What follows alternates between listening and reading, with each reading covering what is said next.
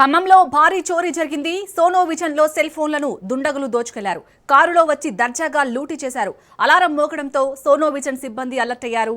అడ్డుకోబోయిన వారి నుంచి తప్పించుకొని దుండగులు పారిపోయారు.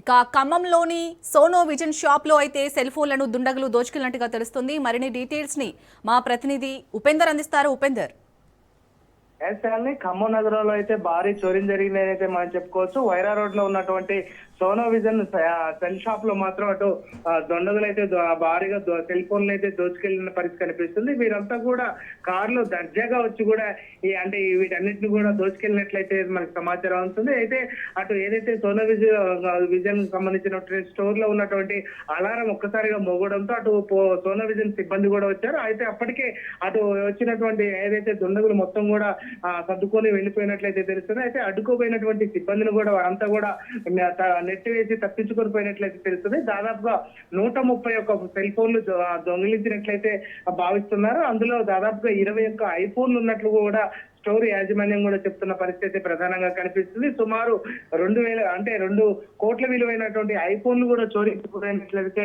సిబ్బంది వాపోతున్న పరిస్థితి కనిపిస్తుంది. ఇప్పటికే స్టాక్ వచ్చిన కొన్ని గంటల్లోనే దోపిడీ జరగడంపై కూడా పోలీసులు అయితే ఇటు నజరు పెట్టారు.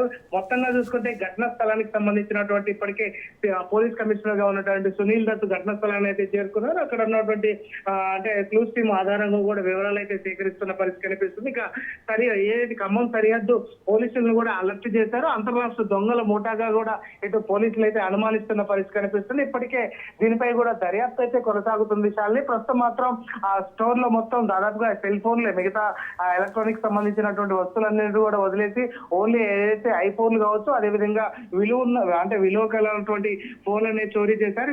వీటన్నిటిని కూడా వారి కారులో వచ్చి దాదాపుగా 3 నుంచి 4 వచ్చినట్లుగా గుర్తిస్తున్నారు.